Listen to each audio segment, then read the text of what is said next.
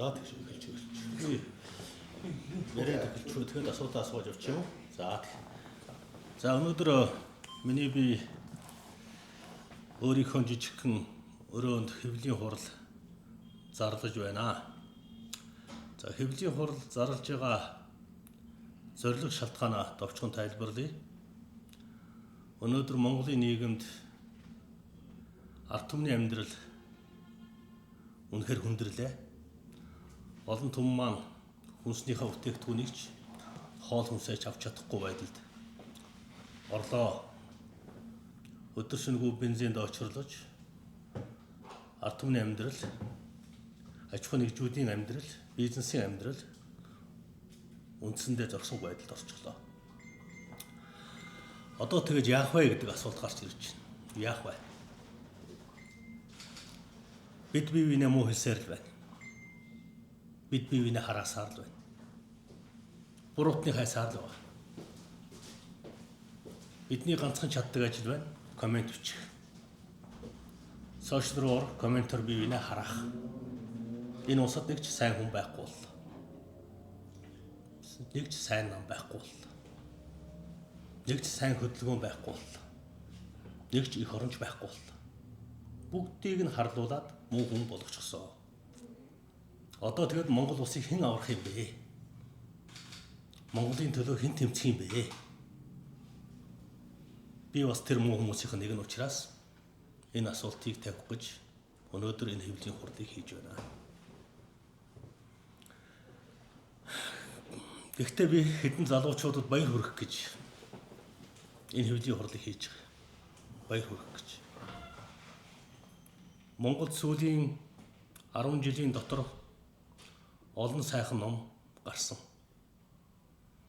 Гэхдээ хоёр ном Монгол орныг аврах, улс төр эдийн засаг нийгмийн суурь өөрчлөлтийг санал болгосон хоёр ном хэвлэгдэн гарсан юм а. Энэ хоёр номыг миний найзууд, миний хамтрагч нар, манай эрдэмтэн судлаачид бичсэн. Өөрөөр хэлбэл одоо 50 орчим насны залуучууд сүүлийн 20 гаруй жил ноцолдож байж Монголын өнөөгийн нийгэм улс төрийн системийг яаж өөрчлөх вэ гэдэг номоо бичиж гаргасан юм а. Одоо ном нь байна, онол нь байна, философи нь байна. Улс орноо өөрчлөх болоогүй юм. Энэ номыг бичсэн залуучуудыг би та бүхэнд харуулах гэсэн. Энэ ном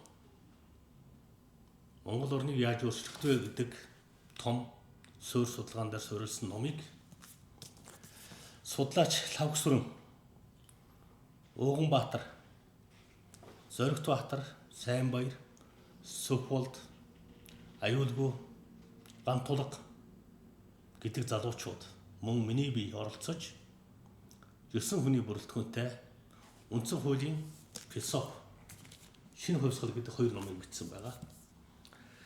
Яагаад энэ номыг бид бичих болов? Яагаад бид энэ улсыг өөрчлөхийн төлөө олон жил уйггүй зүтгэж, хоригдож, зодуулж, хөөгдөж, туугдаж, шоронд орж өнөөдрийг хүрвэ. 50 хүрвэ.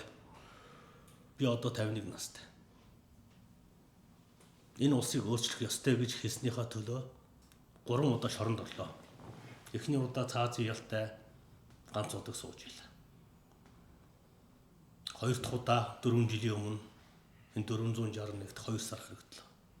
Шинэ хувьсгал номоо бичээд энэ залуучуудтай хамт номоо бичээд хоригдож агаад гарч ирлээ. Бид нар бүгд муу хүмүүс гэж комментор одоо муу хэлж байгаа хөө. Муу хүмүүс ээ.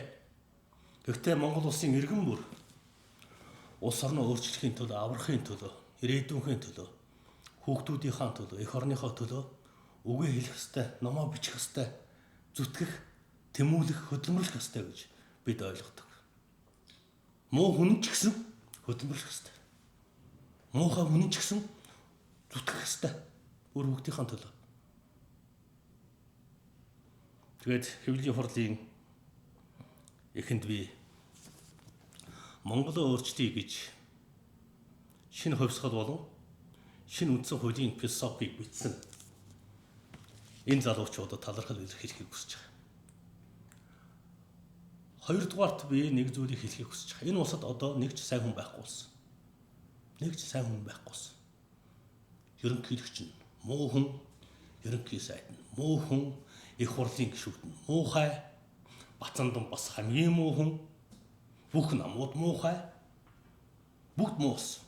Ягаад тэгэхээр сошиал медиа гэж хяналтгүй хэвлэл мэдээллийн систем Монголыг Монголтой хагаралдуулах систем хийсэн. Бүгдээрээ муу хүмүүс болсон. Одоо гадныхан ирж Монголыг аврах тухай ярьдаг болсон байна. Гадаадынхан ирвэл Монголыг баян болгоно гэж боддог болсон байна. Бараг Монголоо гадаад худалдахад бэлэн болсон байна. Энэ зөв юм уу? Ийм маягаар бид урагшлах ёстой юм уу гэж би асуумаар байна.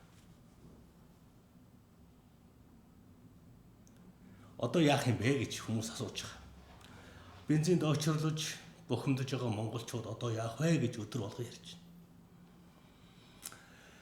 Махаа авч чадахгүй байгаа, хүнсээ худалдаж авч чадахгүй байгаа, өлөн зэлмэн амьдарч байгаа монголчууд одоо яах вэ гэж асууж байна. Одоо яах?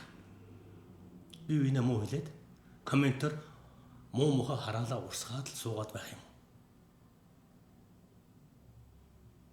Тэгэхээр миний бие монголчуудад хандаж нэг уриалга гаргах гэж байна. Би нөхдийн хамт энэ улсыг өөрчлөхийн төлөө 28 наснаас 52 нас хүртлээр тэмцэж ирлээ. Над шиг муу хүн энэ хорвоодор байхгүй. Хамгийн сүүлд баялаг ордуудын хувьцааг ард түмэндээ өгье гэж хэлээд ажилласаа хөөгдлөө. Ягаад тэгэхээр би муу хүн учраас манай одоо сайн хүмүүс намайг хөөсөн байх. Би мэдэхгүй байгаа. Гэхдээ би хэнд ч гомдохгүй байх. Хэнд ч гомдохгүй байх. Ягаад тэгэхээр бид нар ард түмний төлөө гэж олон түмний төлөө дуурсан болгоноо шоронд хийдэг адалдаг системийг энэ 36 жилийн дотор бүтээчихлээ. Би та нарт нэг зүйл хэлье. Та нарт ямар нэгэн бүтээсэн тухай би ганцхан жишээ хэлье. Монголд одоо стратегийн 4 ордтой нэг хүн байх. Стратегийн 3 ордтой нэг гэр бүл байх. Стратегийн ордуудыг 16 том стратегийн ордыг 30хан гэр бүл эзэмшиж байгаа. Тэр гэр бүлийн орлого жилдээ нэг их найдад хүрч байна. Нэг их найд төгрөгт хүрч байна. Гэтэл өнөөдөр Монголд 1 сая төгрөгийн орлогогүй өрг гэрүүд өлөн зэлмүү олон 100 мянгаар амьдарч байна. Өнөөдрөө яах вэ гэж бодож байна. Өнөөдрөө яаж болгох вэ гэж. Хүүхдийн сургалтын төлбөрөө яаж төлөх вэ гэж зовж байна. Одоо сургалтын төлбөрөө төлж чадахгүй. Бид сандарч яг энэ үгэлэгт. Аж ахуй нэгж компаниуд жижиг дунд үйлдвэрлэгчид банкныхаа зээлийг төлж чадахгүй өнөөдөр банкуд маш хүнд байдалд орж байна. Үннийг ярих цаг болсон байна. Үннийг ярих цаг болсон байна. Монголд хууль хэрэгжихгүй байна. Бүр хууль хэрэгжихээ болсон байна. Түрүүнд надаас нэг хүн асуусан. Оюун эрдэнэ яагаад огцорсон бэ гэж. Оюун эрдэнэ 2019 онд үндсэн хуульд орсон 3 том өөрчлөлтийг хэрэгжүүлж чадаагүй улмаас огцорсон. 3 том өөрчлөлтийг Монголын ард түмэн Сүхбаатарын талбайд 19 онд цуглаад 3 том өөрчлөлтийг үндсэн хуулинд оруулсан. Нэг нь баялагын сангаар дамжуулж өрх бүрт стратегийн ордуудаас хувь өгөөж хүртээ нэгдэг заалтыг хэрэгжүүлж чадаагүй. Яг хэрэгжүүлэхийнх нь өмнө огцруулсан. Зүгээр л Эрдэнэтийн 51%-ийг, 5 толгойн 51%-ийг, хөшөөтийн 51%-ийг, стратегийн ордуудын төмөртэй 51%-ийг 900 мянган өрх айлд хувьчлахад нэг өрхөд хамгийн багадаа тэр бум төгрөгтэй тэнцвүүц хувьцаа оногдохоор байх. Тэр бум төгрөг. Тэр хувьцааны ашиг хамгийн багадаа 50-аас 100 сая төгрөг байхаар байна. Өрх болгонд жил болгон 50-аас 100 сая төгрөг стратегийн ордуудаас орж ирэхээр байна. Энийг хэрэгжүүлэхгүй гэж оюун эрдэнэ огцруулсан. Оюун эрдэнэ угаасаа тэрийг хэрэгжүүлж чадахгүй байсан. Яагаад гэвэл оюун эрдэнэ намын дарга байсан. Манай намууд үндсэн хуулиа хэрэгжүүлэхгүй байна. Хоёр дахь шалтгаан оюун эрдэнэ огцруулсан хоёр дахь шалтгаан. 19 онд Монгол улсын үндсэн хуульд 50,000 хүн жагсаж байгаа дуусан хоёр дахь том өөрчлөлт буюу засаглалын системийн өөрчлөлт байсан. Сүүлийн 36 жилийн хугацаанд бид нар 18 засгийн газар огцруулсан байна. 18 засгийн газар. За яг хөө зарим нь 17 гэж ярьдаг. 17 засгийн газар огцруулсан байна. Монгол улсын засгийн газрын нийт хугацаа 1.2 жил. 1.2 жилийн настай засгийн газар урт хугацааны ямар ч бодлого хэрэгжүүлэх боломжгүй. Зөвхөн хулгай хийх л боломжтой. Засгийн газрын гишүүд нь өөрсдөө бодох боломжтой. Яг тэр 1.6 жилийн настай засгийн газар. Энийг өөрчилж 2019 онд засаглалын хямралаас гарах маш чухал заалтыг үндсэн хуульд оруулсан. Тэр заалтыг оюун эрдэнэ засгийн газар амилуулж чадаагүй байгаад чадаагүйхан төлөө огцорсон юм. Гурав дахь шалтгаан бас л 2019 оны үндсэн хуульд шүүх засаглалын реформ хийнэ гэж 2019 оны үндсэн хуульд оруулсан. Оюун эрдэнэ засгийн газар одоогийн эрх баригч нам хийгээгүй. Жаахан хальтгуулт хийсэн, гэхдээ буруу хийчихсэн. Шүүхийг бүлэглэлийн гар тавиачаад өгчихсөн. Өөрөөр хэлбэл байгаа хуулиа үндсэн хуулиа хэрэгжүүлж чадаагүй улмаас оюун эрдэнэ засгийн газар огцорсон юм аа. Гэхдээ огцорсон хүний хойноос хэдүүлээ материал нулимс унах хэрэггүй. Материал нулимс одоо унах хэрэггүй. Тэр өнгөрсөн. Одоо тэгж яах юм? Одоо яах вэ гэдэг асуултаар тавь. Одоо яах юм? Сүүлийн 10 жилийн хугацаанд нэг нам засаглалаа. Миний би 2020 онд улсын их хурлын гишүүнээ өгөөд явсан. Одоогоос 6-7 жилийн өмнө. Тэр үед амьдрал харьцангуй гайгүй байсан. Хүмүүс үгээ хэлдэг байсан. Иргэд эвлэлтэд нэгдэж тэмцдэг байсан. Иргэний хөдөлгөөнүүд хүчтэй байсан. Одоо үгээ хэлдэг ч хүн байхгүй боллоо. Иргэний хөдөлгөөнүүдийн дуу хоолойг бүгдийг дарж нухчин дардаг боллоо. Одоо яах юм бэ? Одоо яах вэ? Бүгдээрээ гэр гертэ очиод загас шиг дуугүй хон шиг номхон байх уу? Эсвэл эвлэлтэд нэгдээд энэ улсаа аврахын төлөө дахиад зохион байгуулалтанд орох уу? Энийг бүгдээрээ бодъё. Монгол түмэн минь. Би түрүүнд хэлсэн. Зарим хүмүүс тэгж байна. Бацсандаа одоо сонгуульд өгөөд үгээ хэлж байна. Гараад ирлээ гэж. Надад сонгуул чухал биш. Надад улсын их хурлын гишүүн байх чухал биш. Ягаад тэгэхээр би байж үзсэн. Тэр тийм чухал зүйл биш. Энэ улс сонгуулаар өөрчлөгдөхөөс өнгөрсөн. Аль ч нам нь гарч ирээд суурь реформыг хийж чадахгүй болсон. Аль ч нам. Тийм учраас би хэвлэлийн хурлынхаа 2 дугаар үедээр нэг саналыг Монголын ард түмэндээ дамжуулах гэсэн юм аа. Тэмцэгчид бүгд нухчин дарагдаад дууслаа. Их орончдыг бүгдийг хориод айлгаад дуусгалаа. Одоо гадныхныг оруулж ирнэ. Газар нутгийг гадаадынханд өгнө гэж яриа сууж байна. Тэр яах юм бэ? Хүлээн зөвшөөрөө дахиад явах юм уу? Хүчтэй иргэний нийгмийн хөдөлгөөн үүсэхгүй гэдэг салаа замын уулзалтаар бид байна. Баялагтаа эзэн болж чадахгүй баялгаа хулгайд алдчихад энэ хувь тавилантайгаа эвлэрээ чимээгүй суух юм уу? Баялагтаа эзэн болох тэмцлээ дахин үргэлжлүүлэх юм уу гэдгээ ярьцгаая. Ийм учраас миний бие яг өнөөдрөөс эхлээд Монгол нутагта эзэн болохын төлөө, Монголын баялагтай эзэн болохын төлөө уул усныхаа эзэдтэй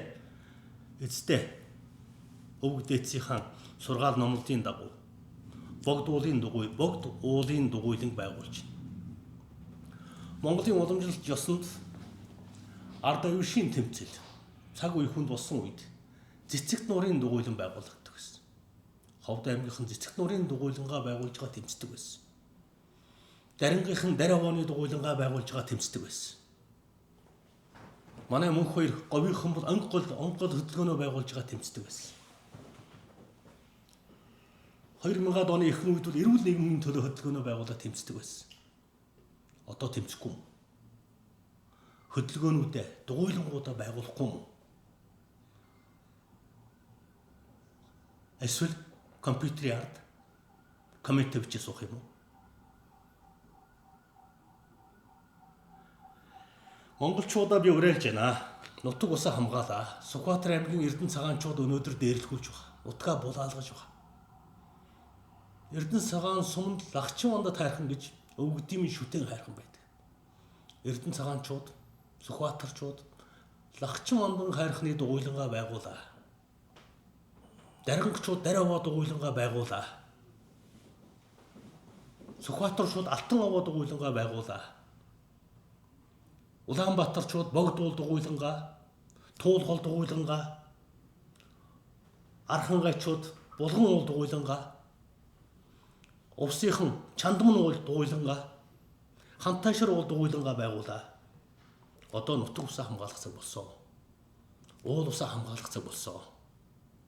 Хулгай худалтай зохион байгуулалтанд орж тэмцэх цаг болсон гэж би харж байна. Тэгээд миний бие өнөөдрөөс эхлээд богд уул дугуйлангаа байгуулж байна. Богд уулын дугуйланд нэгдэх хүмүүсийг бас урьж байна. Дугуйлангийн хэлбэрээр иргэний нийгмийн хөдөлгөөнүүд үйл ажиллагаа явуулдаг уламжлал соёлоо бид сэргээе. Дугуйлан дээр дугуйлангийн гишүүд дугуйрн сууж байгаад Монголынхаа асуудлыг шийдэхийн төлөө ядууралтай тэмцэх, авилгатай тэмцэх, хулгайтай тэмцэх, уул усаа хамгаалах асуудлуудаа ярьдаг болёо. Гэр гэртээ компьютерийн ард цэцэрэгдэг биш. Коммент өчиж уур бухимдлаад тайлдаг биш. Бие биенээ муу хэлж доромжуулж суудаг биш. Монголоороо нэгдэж асуудлаа ярьдаг болъё гэж энэ хэвлэлийн хурлыг би өнөөдөр хийж байна. Монголын хөх тэнгэр, Монголын өвөг дээдс монголчуудыг минь эвэх болтугай гэж ерөөё. За ингээд миний хурал дууслаа, та бүхэндээ баярлалаа тий. За тэг асуулт татаа. Болоогоос 10 жилийн өмнө 2016 онд улсын хурлын 7 дугаар сонгуульд Монгол Ардын намт 265 судалгаа авч үнэхээр байгуулсан. Тэр цагаас хойш Монгол Ардын намыг засгийг авчих үеийн Монгол болон өнөөгийн 2026 оны Монгол Улсын нийгмийн эдийн засгийн хэвлэлийг та юунд хэлцлээ? 2016 онд Монгол Ардын нам засгийн эрх авчирсныг би санаж байна. Сүүлийн 10 гаруй жил дасралтгүй засаглаж байгаа.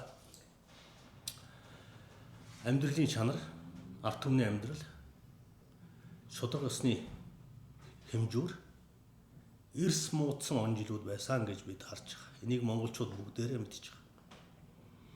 Монгол Ардын нам сонгуульд сайндаа ялж байгаагүй. Сөрөг хүчнүүдэд хаглан бутаргаж ялдаг байсан. Одоо ч дараагийн сонгуульд энэ мэхэл хийнэ. Ийм учраас Монголын сөрөг хүчний нам хүчнүүд, иргэний хөдөлгөөнүүд, дугуйлангууд бүгд нэгдэх хэрэгтэй.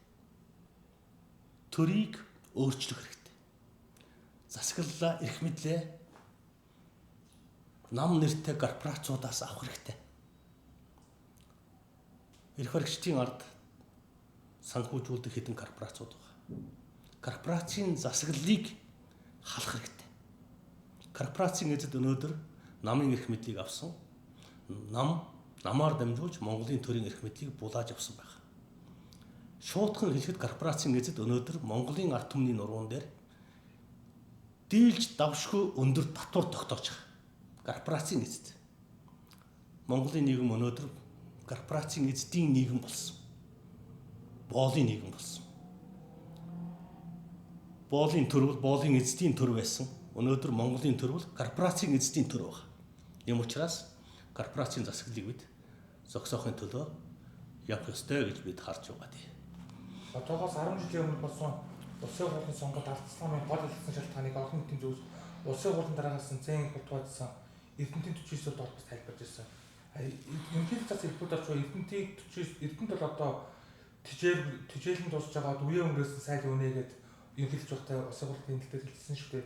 Гэтэл сая 50 жилийн өдөр явж байх жишээ нь тань хэлбүүдэржийн наажаах бичсэн асуудал нь Эрдэнэттэй холбоотой хэлбээр та ямар байсуутай байна? Их жилийн сонгуулиар эсвэл Ардс намын ерөнхийлөгчийн сонгуульд унаа зохицоотойгоор хөрс өгтөд тохиолдож ирсэн гэсэн хэлбэр ярьж байна. Та ямар байсуутай байна? Та юу гэж бодож байна? Би одоо хэн нэг сайн муу хэлмээргүй. Эрдэнэтийн уурхайг, Эрдэнэтийн үйлдвэрийг